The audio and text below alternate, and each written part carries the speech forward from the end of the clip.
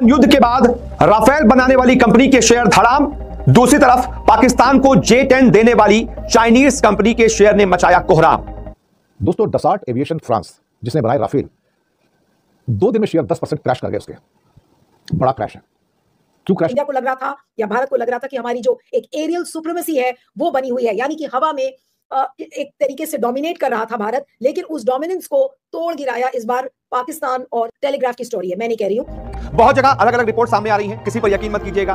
कुछ बहुत ज्यादा एलेबोरेट करके बताया जा रहा है, कुछ में नमक मिर्च लगाकर आपको बताया जा रहा है, लेकिन मैं आपको असलियत बताऊंगा कि आखिरकार इस दावे में सच्चाई कितनी है। क्या वाकई में हिंदुस्तान पाकिस्तान के वॉर के बाद राफेल, जो कि हिंदुस्तानी एयरफोर्स के बेड़े का एक फाइटर जेट है, और दूसरी तरफ चाइना ने जो J-10 विमान, तो क्या इस वॉर के बाद वाकई राफेल की जो कंपनी है दसॉल्ट एविएशन, उसके शेयर गिर गए हैं, धड़ाम हो गए हैं, और चाइनीज कंपनी पाकिस्तान वाली जिसने एयरफोर्स विमान दिए हुए हैं J-10, उस कंपनी के शेयर बढ़ गए हैं। एक एक कुछ तस्वीरें भी मैं आपको ग्राफ के जरिए दिखाऊंगा। क्योंकि भारत से जो पिक्चर निकल के आई है, सुनने में आया है राफेल के बारे में, वो पिक्चर सुखद नहीं है।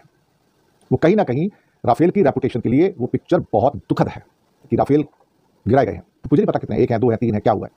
अब यहां पर एक सवाल पैदा होता है कि अगर कुछ नहीं हुआ तो डसॉल्ट एविएशन का शेयर क्यों क्रैश हुआ 10% 2 दिन में? और दुनिया भर के अखबारों में चर्चे, रॉयटर्स, टेलीग्राफ, न्यूयॉर्क टाइम्स, लामोंड और फ्रांस के राफेल, इन सब ने कंफर्मेशन दिया कि हाँ, राफेल के लॉसेस हुए हैं। कितने डसॉल्ट के जब शेयर गिरते हैं तो शक होता है कि हाँ, कहानी सही लग रही है। डसॉल्ट की प्रॉब्लम ये हो गई है कि राफेल खरीदेगा कौन? क्योंकि ऑफ स्ट्रैटेजिक सुप्रीमेसी, यानी कि बालाकोट करने की तैयारी थी, लेकिन ऐसा नहीं हो पाया। अब जाहिर सी बात है कि उस तरीके की कैपेबिलिटी के लिए शायद हम तैयार नहीं थे। अब आइए राफेल, आप सोचिए करोड़ों रुपए हम लोगों ने राफेल को खरीदने में लगाया था। was reportedly shot down mid air, हवा के बीच में ही एक राफेल को शूट किया गया। और ये टेलीग्राफ की स्टोरी के मैं पोर्शंस आपको पढ़ के सुना रही हूँ, अपने आप में आपको बताएगा कि ये सीज फायर की कहानी क्या है। क्या इन कमियों को अब सरकार ठीक से बताएगी? अभी तो ये रिपोर्टेड है। एयरफील्ड में, यानी कि जो एयर स्पेस में जो लड़ाई हुई, हमारी एरियल डोमिनेंस क्या खत्म होती हुई नजर आई। हाइलाइट्स में आपने देख ही लिया है, आगे चल के डिटेल में मज़ीद वीडियो आपके साथ शेयर करेंगे। भारत के राफेल हुए पाकिस्तान में आकर फेल। पाकिस्तान एयरफोर्स ने राफेल को कबाड़े का ढेर बना दिया। राफेल की धमकियां दे रहा था कुछ दिन पहले भारतीय मीडिया, आज वही भारतीय मीडिया राफेल के कबाड़ा बनने का जिक्र कर रहा है। अगर आप इस तरह की वीडियोस देखना पसंद करते हैं तो हमारे चैनल उज़ैर क्रिकेट को सब्सक्राइब करें। आइए चलते हैं मुकम्मल वीडियो की जानिब। युद्ध के बाद राफेल बनाने वाली कंपनी के शेयर धड़ाम। दूसरी तरफ पाकिस्तान को J-10 देने वाली चाइनीज कंपनी के शेयर ने मचाया कोहराम। हिंदुस्तान पाकिस्तान में युद्ध के बाद किसे फायदा, किसे नुकसान, यह मैं आपको अपने इस रिपोर्ट में बताने जा रहा हूं। बहुत जगह अलग अलग रिपोर्ट सामने आ रही हैं, किसी पर यकीन मत कीजिएगा। कुछ बहुत ज्यादा एलेबोरेट करके बताया जा रहा है, कुछ में नमक मिर्च लगाकर आपको बताया जा रहा है, लेकिन मैं आपको असलियत बताऊंगा कि आखिरकार इस दावे में सच्चाई कितनी है। क्या वाकई में हिंदुस्तान पाकिस्तान के वॉर के बाद राफेल, जो कि हिंदुस्तानी एयरफोर्स के बेड़े का एक फाइटर जेट है, हिंदुस्तान एयरफोर्स 36 राफेल विमानों को खरीदकर अपने बेड़े में शामिल कर चुकी है और पाकिस्तान के साथ युद्ध में इसका इस्तेमाल भी किया गया। इसी से स्कैल्प मिसाइलें पाकिस्तान पर दागी गई। और दूसरी तरफ चाइना ने जो J-10 विमान पाकिस्तान को दिए हुए हैं, जो पाकिस्तान की एयरफोर्स में शामिल हैं, राफेल की टक्कर उन विमानों से हुई। तो क्या इस वॉर के बाद वाकई राफेल की जो कंपनी है दसॉल्ट एविएशन, उसके शेयर गिर गए हैं, धड़ाम हो गए हैं, और चाइनीज कंपनी पाकिस्तान वाली जिसने एयरफोर्स विमान दिए हुए हैं J-10, उस कंपनी के शेयर बढ़ गए हैं? एक एक कुछ तस्वीरें भी मैं आपको ग्राफ के जरिए दिखाऊंगा। सबसे पहले इंडिया पाकिस्तान वॉर के बाद राफेल बनाने वाली कंपनी दसॉल्ट एविएशन, जो कि फ्रांस की कंपनी है, इसके शेयर वाकई गिरे हैं। इस कंपनी को नुकसान वाकई हुआ है। वो है, अब ये देखिए, यूरोपियन स्टॉक मार्केट में कंपनी के शेयरों में बीते 5 दिनों में 10% की गिरावट देखी गई है। दसॉल्ट एविएशन के शेयरों में 10% की गिरावट देखी गई है। ओवरऑल इस वॉर से राफेल की कंपनी को शेयर में नुकसान हुआ है, इसमें कोई दो राय नहीं है। आपको बता दूं, ये जो राफेल विमान है, ये भारत ने फ्रांस से लगभग 36 राफेल विमान खरीदे थे 59,000 करोड़ में। दूसरी तरफ अब आ जाते हैं पाकिस्तान के J-10 फाइटर जेट की कंपनी के शेयर्स पर। उसकी क्या डिटेल है? राफेल को तो शेयर गिरे हैं, राफेल बनाने वाली दसॉल्ट एविएशन के शेयर गिर गए बीते एक हफ्ते में, अगर कंपैरिजन की बात की जाए। अब पाकिस्तान को J-10 देने वाली जो कंपनी है चाइना की, उसके क्या हाल है? तो J-10 फाइटर जेट बनाने वाली कंपनी चेंगडू एयरक्राफ्ट कॉर्पोरेशन यानी CAC के शेयरों में इस वॉर के बाद उछाल देखने को मिला है। कितना उछाल देखने को मिला है? जबरदस्त उछाल देखने को मिला है।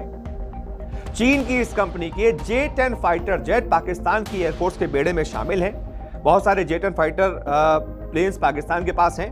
इधर से राफेल उड़ रहा था, उधर से J-10 उड़ रहे थे। दोनों की आपस में एक तरीके से टक्कर हो रही थी पाकिस्तान। उसके बाद क्या हुआ? CAC के शेयरों में 12 मई को 20% तक उछाल देखने को मिला। जहां उधर राफेल को 10% तक का नुकसान हुआ, इधर CAC के शेयरों में 12 मई को 20% तक उछाल देखने को मिला। चाइना के स्टॉक मार्केट में इसके शेयर बीते एक हफ्ते में 60% तक बढ़कर 95.86 युआन तक पहुंच गए। सोचिए दोस्तों, डसाल्ट एविएशन फ्रांस जिसने बनाए राफेल, 2 दिन में शेयर 10% क्रैश कर गए। उसके बड़ा क्रैश है। क्यों क्रैश हो रहा है? क्योंकि भारत से जो पिक्चर निकल के आई है, सुनने में आया है राफेल के बारे में, वो पिक्चर सुखद नहीं है। वो कहीं ना कहीं राफेल की रेपुटेशन के लिए वो पिक्चर बहुत दुखद है। बहुत सारी स्टोरी चल रही है, पूरी दुनिया में स्टोरी आई है कि राफेल गिराए गए हैं। तो मुझे नहीं पता कितने हैं, 1 है, 2 है, 3 है, क्या हुआ है, या सुखोई 30 है, साथ में मिराज 2000 या मिग 29 है। क्या हुआ क्या अल्टीमेटली? हमें ये भी नहीं पता कि कितने एयरक्राफ्ट हमने गंवाए हैं और कितने पाकिस्तान ने गंवाए, ये भी नहीं पता। हालांकि पाकिस्तान की एक प्रेस ब्रीफिंग में बताया गया कि उनके एक हवाई जहाज को नुकसान हुआ है, लेकिन रियल पिक्चर वो भी नहीं बता रहे, सबको पता है। अब यहां पर एक सवाल पैदा होता है कि अगर कुछ नहीं हुआ तो डसाल्ट एविएशन का शेयर क्यों क्रैश हुआ 10% 2 दिन में? और दुनिया भर के अखबारों में चर्चे, Reuters, telegraph, New York times, Washington post, Australian और फ्रांस का लामोंद और फ्रांस के राफेल, इन सब ने कंफर्मेशन दिया कि हाँ, राफेल के लॉसेस हुए हैं। कितने हमें नहीं पता। और यह कारण है कि डसाल्ट एविएशन के पास तो पिक्चर है ना कि हाँ, ये गए या नहीं गए, क्रैश हुआ नहीं हुआ। उनके पास तो रियल पिक्चर है कि कितना हुआ, क्या हुआ, कितना नंबर है। भारत ने अभी तक ये कबूला नहीं है कि रफाल के लॉसेस हुए हैं। 2 दिन पहले की जो प्रेस कॉन्फ्रेंस थी, उसमें भारत की प्रेस कॉन्फ्रेंस में जिसमें आर्मी के अफसर्स थे, उनका कहना था कि हमारे सारे पायलट सुरक्षित वापस लौट आए। ये कहानी ये कहती है कि पायलट सुरक्षित वापस लौट आए, पर क्या एयरक्राफ्ट वापस आया? आप कहोगे भाई ऐसे कैसे हो सकता है, एयरक्राफ्ट आया तभी तो पायलट आए। नहीं, बहुत बार एयरक्राफ्ट क्रैश हो जाता है तो पायलट इजेक्ट कर जाता है, निकल के बाहर आ जाता है, सेफ बच जाता है वो। तो पायलट सुरक्षित वापस आए, लेकिन ये नहीं बताया उस प्रेस कॉन्फ्रेंस में कि क्या एयरक्राफ्ट भी वापस आया। तो पहली शक की सुई वहां से निकली। कल जब दूसरी प्रेस कॉन्फ्रेंस होती है और एक फिर से स्पेसिफिक सवाल पूछा जाता है राफेल के बारे में, तो कहा जाए फिर से घुमा फिरा के जवाब दिया जाता है कि युद्ध में तो लॉस होता है, ऐसी दुनिया में कोई युद्ध नहीं है जिसके अंदर नुकसान ना होता हो। और इतना कह के आंसर को पूरा कर दिया गया। मैं आर्मी अफसर्स को दोष दूंगा, मैं इसलिए दोष नहीं दूंगा कि उनके हाथ में नहीं है, उन्हें जो आदेश दिया जाता है वो उसको फुलफिल करते हैं, इससे ज्यादा कुछ भी नहीं है। उनके हाथ में ये नहीं कि मतलब जो मन से वो कहना चाहे वो कह सकते, जो पहले से मैंडेटेड है ये कहना तुमको, इससे ज्यादा कुछ नहीं कहना, वो उससे ज्यादा नहीं कह सकते हैं। ये कहानी निकल के आ गई तो वहां से कंफर्मेशन हुआ कि हाँ, युद्ध में कुछ लॉसेस हुए हैं। लेकिन डसाल्ट के जब शेयर गिरते हैं तो शक होता है कि हाँ, कहानी सही लग रही है कि कुछ ना कुछ तो नुकसान हुआ है। नंबर्स कितने हमें नहीं पता है। डसाल्ट की प्रॉब्लम ये हो गई है कि राफेल खरीदेगा कौन, क्योंकि बैटल फील्ड में आपका टेस्टिंग होता है कि आप कितने चतुर हैं, कितने अच्छे हैं, कितने बेहतर हैं। ये बैटल फील्ड ही है जो बताता है कि आप कितने मजबूत हैं, कितने कमजोर हैं। ये बताता है कि एरिया ऑफ इंप्रूवमेंट क्या है, एरिया ऑफ क्या कैसे डिस्ट्रक्शन क्या है, हमने कहाँ पे वर्चुअली क्या हमने गलत इन्वेस्टमेंट किए हैं या सही इन्वेस्टमेंट किए हैं, और कहाँ हमें इन्वेस्टमेंट करना चाहिए था। जो महंगे खिलौने हैं, एयरक्राफ्ट जो हैं, ये किसी काम के नहीं। अब मुझे कब से वो शब्द याद आ रहे हैं, शब्द थे एलॉन मस्क के, जब उसने कहा था कि F-35 तो कबाड़ है, कबाड़। अब मुझे ध्यान आ रहा है कि ये कबाड़ क्यों है। उसने क्या सोच के कहा था कि जितने भी ये क्या कहते हैं कि फाइटर एयरक्राफ्ट हैं, ये कबाड़ के अलावा कुछ नहीं है। थोड़े बहुत रखने पड़ेंगे लेकिन वो पीछे रहेंगे, आगे नहीं रहेंगे। Of India's air dominance, India को लग रहा था या भारत को लग रहा था कि हमारी जो एक एरियल सुप्रीमेसी है वो बनी हुई है, यानी कि हवा में एक तरीके से डोमिनेट कर रहा था भारत, लेकिन उस डोमिनेंस को तोड़ गिराया इस बार पाकिस्तान और चाइना ने मिलकर। ये टेलीग्राफ की स्टोरी है, मैं नहीं कह रही हूं। The Indian Air Force had been assembling for days nearly 180 aircraft of strategic supremacy, यानी कि बालाकोट करने की तैयारी थी, लेकिन ऐसा नहीं हो पाया। और उसकी वजह यह है कि जो चाइना के जो J-10C फाइटर्स हैं उनको उतारा गया।